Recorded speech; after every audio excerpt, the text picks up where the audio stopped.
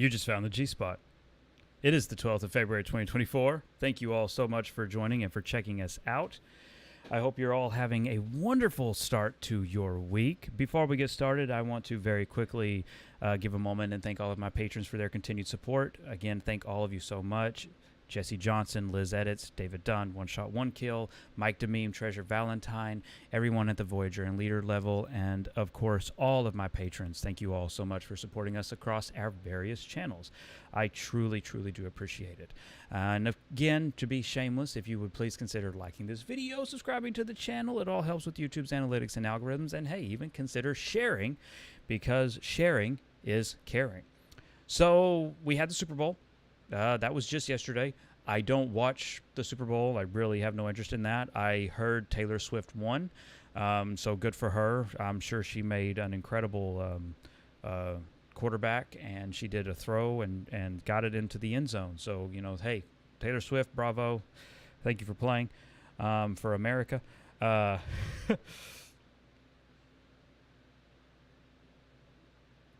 see. Adam is dropping in. Adam is saying, hey, Greg, in the Deadpool trailer, when they show patches, it really looks like Hugh Jackman, but also Gambit cameo. Adam, I'm not 100%. That is not an exact quote of what you typed. I had to put that together. Adam, I got to be honest, I am not entirely certain what you're saying. I'm really not. I'm not entirely certain what you're saying. Let's see. There is that quick scene in the Deadpool and Wolverine trailer where it clearly shows Hugh Jackman's Wolverine in the white suit, the patches outfit, very iconic from the comics, and also getting a toy this year in a 2-pack with Hulk, who would also wear that white tuxedo and worked with Wolverine many times. And again, that was usually in Madripoor. We don't have a lot of context for that scene. It goes by very quickly. I know there is, hell, I've already heard, I already had someone messaging me, is that even Hugh Jackman's Wolverine, or is that a multiversal Wolverine? Yeah, I don't know. Yeah, I don't know. But,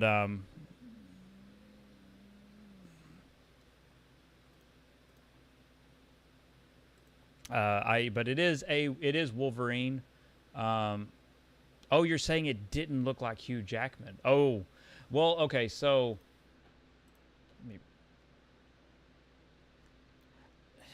I mean, to that, I have to disagree with that. I'm bringing it up real quick.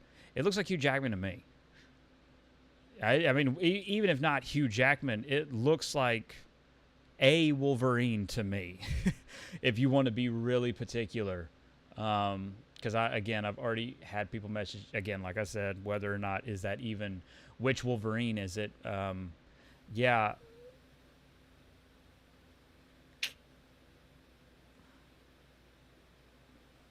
Yeah, that does. I mean, even I would say, like, that looks like... Sorry, I'm trying to get a comparative photo. Yeah.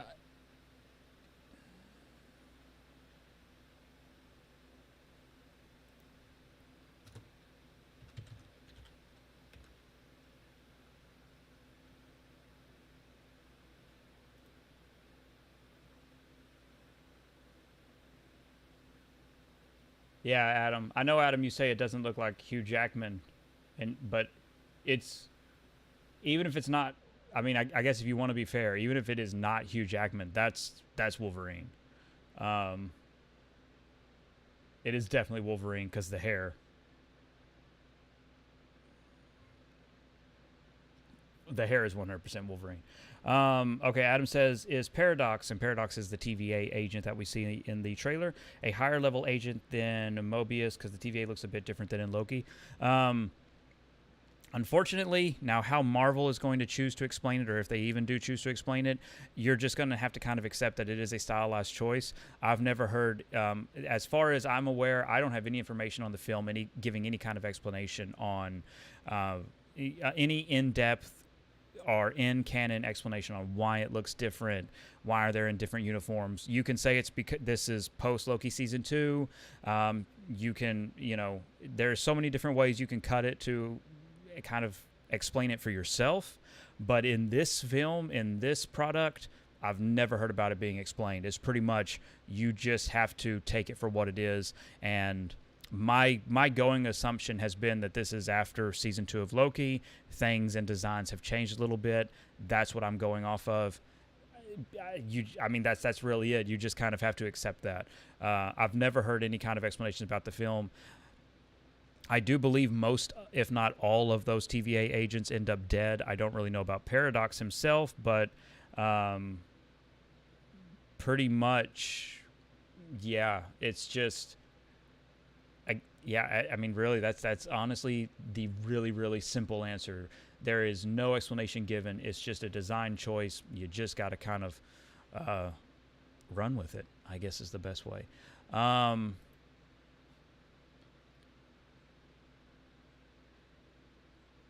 Oh, yes, I have a picture of that. The Secret Wars comic. And yes, you are right. It is the Jonathan Hickman Secret Wars, and it is the first appearance of Doom from there. They could be hinting at Doom, but then at the same time, there is a film called Secret Wars coming out, so it's pretty. They're easily hinting at that as well. I know before the strikes and before all the delays, Jonathan Hickman's Secret Wars run was kind of the basis foundation for what the film, the two-parter Secret Wars film, was going to be.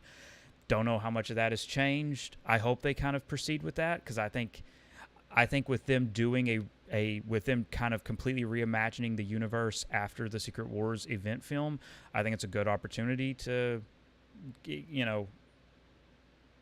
clean up, so to speak. So I think Hickman's run is a really good opportunity versus the original Secret Wars, which was really just a fight, a single universe fight. And Hickman's Secret Wars was multiversal and really reestablished the Marvel Universe afterward. I think Hickman's run works better for that. And again, that's what I heard we were getting anyway, so I was always really cool with that. But yeah, Hickman's run was always the basis. Now, again, I say that because their adaptations are very loose. All you have to do is look at Secret Wars. Secret Wars is, if you watch if you watch the Civil War film, if you watch the Civil War film and you tell someone, oh, you got to read the Civil War comic or anything like that, however way you want to flip it, it's not the same experience whatsoever. It's not the same. It's not. It's completely different. I mean, you might, be able to make, and you could make really bare bones comparisons, but it is not the same whatsoever. Now, beyond that, that's what I expect to see in Hickman's run, but I don't really see this as an overt Doom teaser. We already know Doom is coming. Now, the average audience member doesn't know, but also the average audience member who saw this trailer isn't going to notice that and isn't even going to care or have any kind of reference point. But we know Doom is coming anyway. Let's see. Adam says, any clue where that place him and Wolverine are at? It looks like Battleworld. Also, was Deadpool at the Age of Ultron fight in the forest? No, as far as I know, that is not the Age. I don't believe that's the Age of Ultron forest fight. I thought it was from the Logan film. And as far as I know, it was never referred to me as Battleworld. Deadpool is in the pruning location from Loki. Again, very different aesthetically. You're just got to kind of take it or leave it. But that's it was like the pruning location is how I translated it. That's how I took it. Let's see. Do you know what the Bob the Burger writer's story was about before the original writers came back? I have. Let's let's see. I have bits and pieces, and I have a lot of this in notes that I've collected from people. And again, some of it gossip. People told me like, "Hey, I was crew here, and I saw this, saw that, saw some art," and then others very directly from older screenplays. I know when it was originally Deadpool, when it was going to be Deadpool 3, I know that there was a story premise before Disney and all this nonsense that it was going to star. It was always the goal was always to get Hugh Jackman back, and it was always going to be a joke on Hugh Jackman on trying to get him to play Wolverine again, and it was going to be kind of timey-wimey, and it was going to have Wolverine through that, and it was going to have a bunch of different gags. But that development didn't get very far as much as I was aware. Then the other, again, story drafts and other things that I'd heard is, so as you see, Deadpool gets whisked away. He gets taken by the TVA. He, not to be pruned, and you already kind of saw this, and we have a full Deadpool leak that goes over this in much greater detail than I will right now. But basically, Deadpool is recruited for a specific reason, which I won't spoil here because this has no spoiler warnings. Deadpool is recruited for a specific reason. He goes against the TVA. Pretty much a lot of what you saw, as far as I've ever understood it, and as far as it was ever, mishmashed together from the information that I'd gathered through various people, is a lot of what you've seen is from the early bits of the film. He's recruited. Things go awry. He turns on the TVA. He puts a team together because he realizes what the TVA actually wants. He's against that, and that's where him and Wolverine start working together, and that's where they get off of the wasteland or battle world, wherever you want to call it. But that springboards into a much larger event film, which has more again, you saw Pyro in the trailer, you saw Wolverine, you saw Deadpool, you saw the cast of the other two Deadpool films at the beginning of the film with the birthday. There is a lot to unpack, but he is recruited for a reason. He goes against the TVA, and he and Wolverine have to stop Cassandra Nova, Professor Xavier's daughter. That's pretty much the crux of the film, and through that, you're going to see a team up of various Fox characters, mostly X-Men. We already leaked Elektra. We know Ben Affleck met with Marvel. No idea if he recorded. If he did, awesome. That will be hilarious. But just to keep it as careful and as vague as possible. And then, of course, you also have the Deadpool core. You're going to see multiversal Deadpools in the film. There always was, but I saw this with my own eyes. I've seen a lot of this other stuff with my own eyes, but I never saw this with my own eyes, to be very clear. There was also reports of a meeting or a sequence where you meet other Wolverines played by other actors. I never saw that. I never saw that storyboarded. Now, again, doesn't mean it didn't happen, but it also, I can't verify it. I can't confirm it for my own documentation. So what I've seen is a lot of stuff surrounding that. If there is a sequence that has other people playing Wolverine, I haven't seen it myself. Did not see any of it in storyboards. I've seen pieces of artwork. I've seen various Wolverine costumes. It's all using Hugh Jackman as a reference point. I've never seen any artwork that used any other actors for this particular film. I've seen exploratory artwork, which I assume to be for the potential future casting of Wolverine, but I don't believe it had anything to do with this film. Again, that is a whole other larger conversation, of course, but I was under the impression that was a very different project that was yet to come. Dan says he thinks it looks like the Age of Ultron Hydra base. Adam says if they do use Mr. Sinister in the first X-Men movie, do you think they start to tease the Essex Company? Not anytime soon, no. I mean, I do think Mr. Sinister will be in the first X-Men movie, but there's really no easy way to tease that because we're getting so close to that reboot status. It's kind of meaningless. Deadpool and Wolverine might do more with Essex just because they already were. To be fair, Deadpool 2 was already doing stuff with it. It's not a jump to say that they continue on with it, but there's no evidence of Essex being any overt reference or part of this film. If Sinister or Essex is involved in any way, it is going to be a major surprise to me. Adam says, thoughts on Lewis Pullman as Sentry. I'm good with it. I think it's great casting. Yeah, I think that's perfect, honestly. Adam says, is Deadpool 3 already screened? Yes, for testing. Also, do we know if... also, we know Disney is at CinemaCon, maybe another trailer there. Yeah, I mean, it's easy guessing. Again, I have no insight to most trailer arrivals. It's really a matter of coming to conclusions. Again, we said Deadpool 3 was going to be at the Super Bowl last year, because it was an easy conclusion. Again, it offers no insight. It just makes the most sense. A lot of that is just my professional insight. I've worked in this business for a very long time. I know how marketing usually goes, and I also know Disney's going to promote their only Marvel film. It was a very easy conclusion and a very easy guess to make. It's also why I said Transformers 1 was not going to be at the Super Bowl. Lo and behold, it was not at the Super Bowl.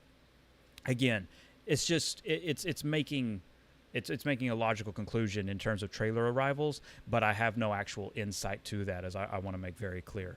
But it did. There was already a test screening for Deadpool, overwhelmingly positive. Since Endgame, it is the best reviewed Marvel film. It depends on how you want to phrase it. It had the most positive reception for Marvel films test screening since Endgame. It has been the most positively received. It's getting extremely high marks, the highest marks again since Endgame. And it is also getting the highest marks among.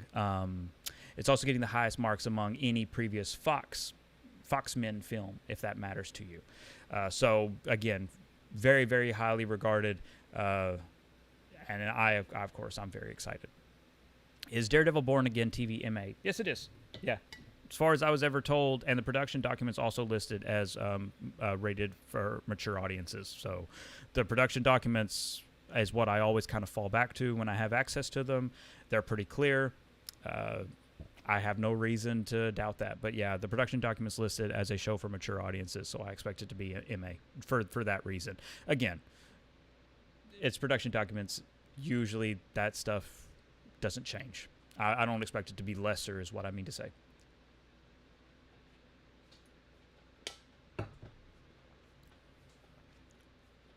Adam says, any clue on runtime for the movie? It looks like with all the stuff in it, it could be like 2.5 hours. The test screening that I'm aware of, it was 2 hours and 34 minutes. It was the number that I was told that I was aware of. Now, again, with how these test screenings work, there's always that kind of variable, little bit of time here and there. I know the individual did their best to time it as well as they could. But that is the number that they came up with. That is the number that they presented me with, and that was 2 hours and 34 minutes.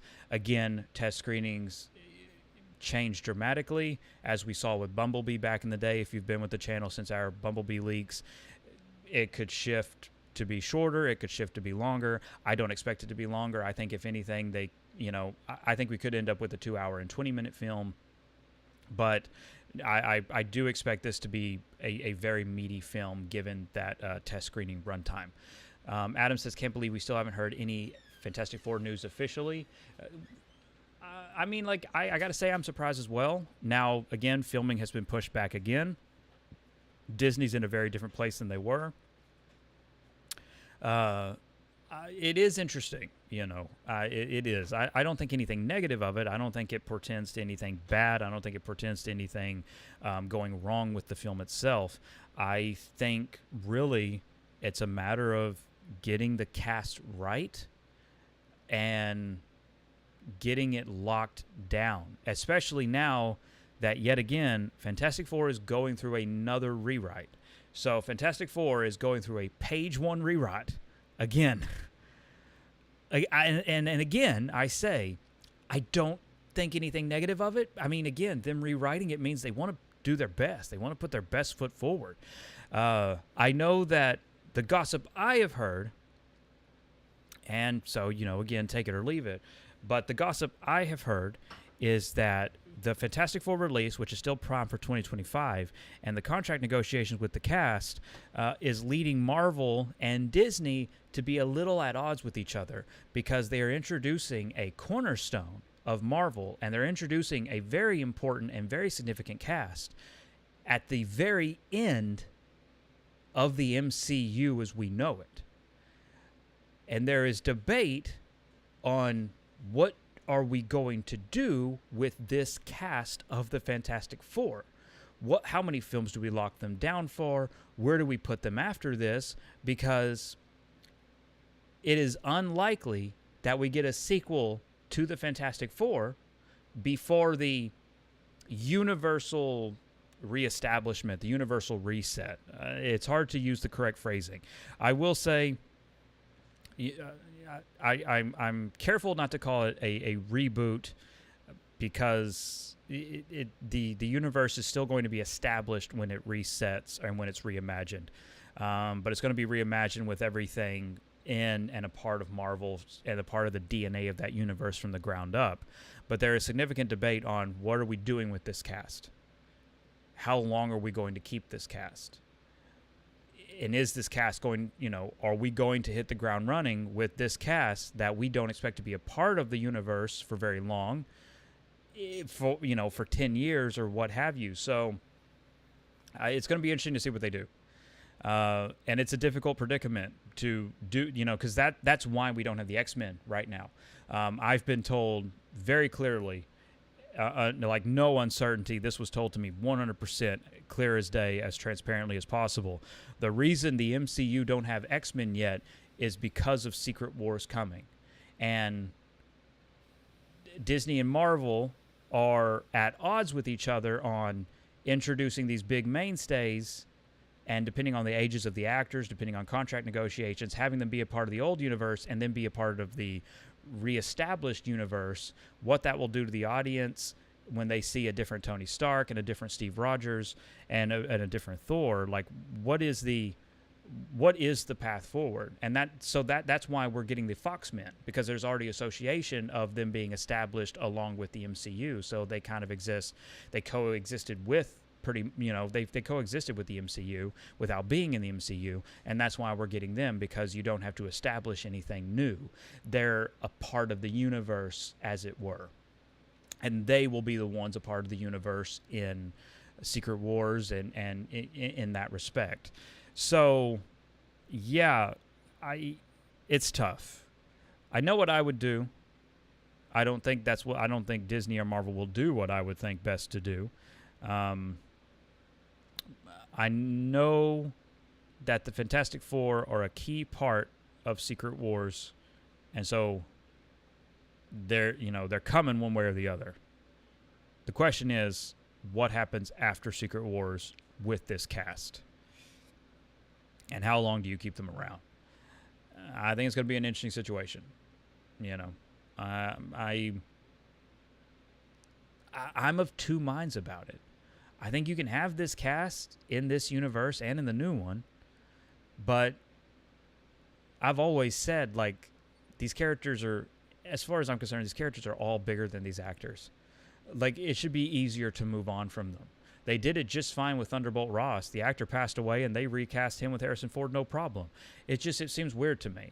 But ultimately, Secret Wars is going to reestablish a Marvel universe where mutants, Fantastic Four, Avengers, and everybody exists and are aware of, like, exists from the very beginning at the same time.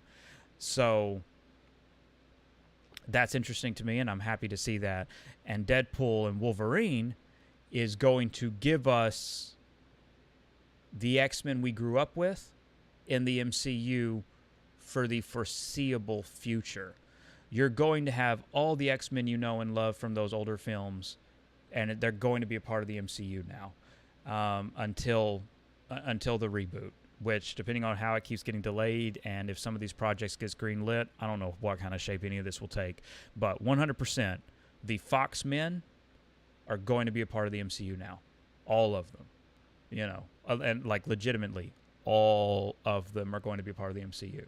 Do not be surprised when you see these characters all end up as part of the MCU, which I think is a great decision, since that way you can still have the X-Men, you can have an established relationship, you can have established nostalgia, because nostalgia is a very powerful thing.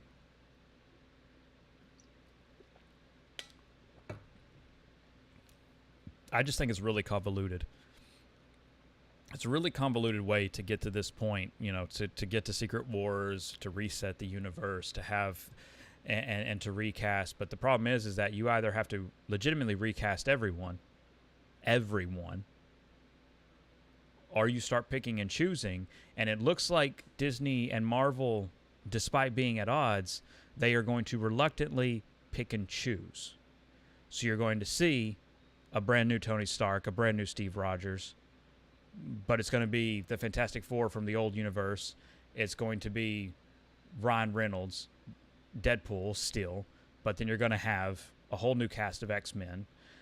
And while that door is still left open for multiversal adventures, so that you can have a nostalgia trip, so that the opportunity is never going to be completely closed off to not reuse the Fox Men.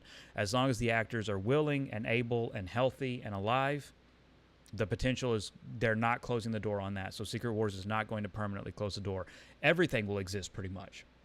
Secret Wars is going to allow everything to exist simultaneously, maintain the actors that they want, recast where needed for the reboot so that they can start from the ground up, and it will either work or it won't work for the general audience. I assume it will work, but they have to do it confidently, and they have to do it with the best stories possible. That's the big thing. They have to put their best foot forward here. But it's the MCU. It's not in a dire place. The excitement for Deadpool and Wolverine is really high. I think Deadpool and Wolverine is going to be very successful. I think when people see it and even when word of mouth gets out, it's going to be unbelievably successful because of the excitement and nostalgia.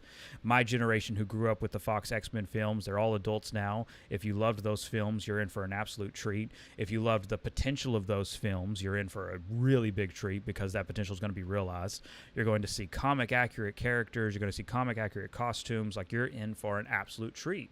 Because you're going to see if you liked the idea of these actors playing these characters, you're going to get what you always wanted. And the great thing is that if Disney and Marvel keep their house in order, you're going to see all of them again soon.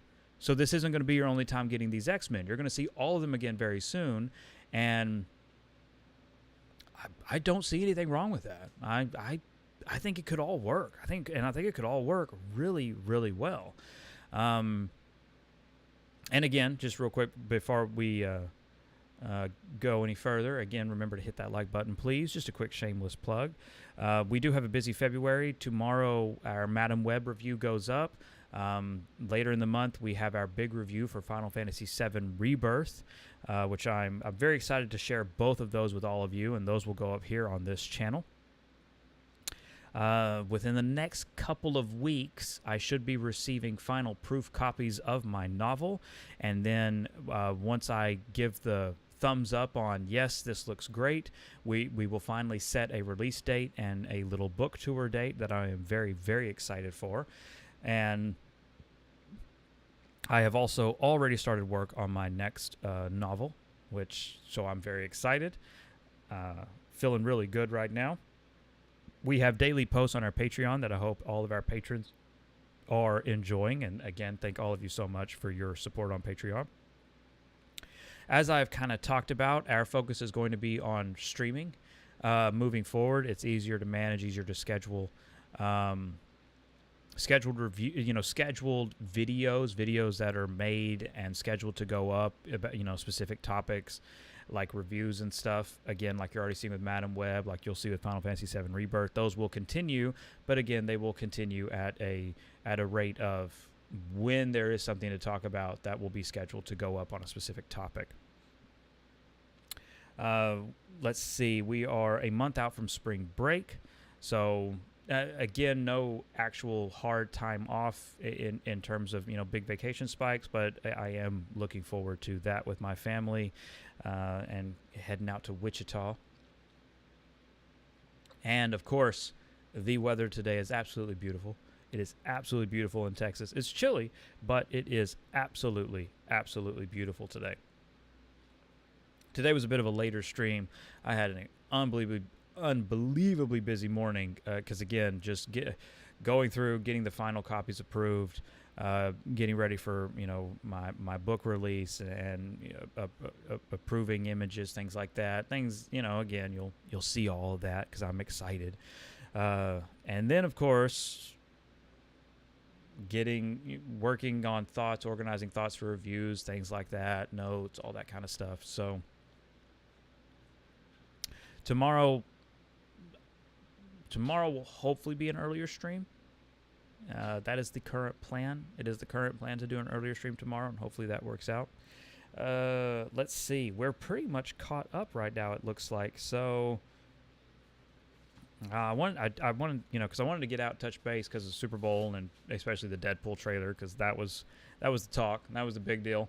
Like I said, did not watch the Super Bowl, but the trailer, these trailers go up online immediately. So it's really just like, okay, notifications on. When the trailer comes up, then I'll turn it on. But bravo to Taylor Swift for winning the Super Bowl. All right. With that, I think we're all good. We're all caught up. No burning questions or burning comments, so we will wrap up here. Again, thank all of you so much for watching. I really do appreciate it. Above all else, most importantly, stay safe, take care of others. Have a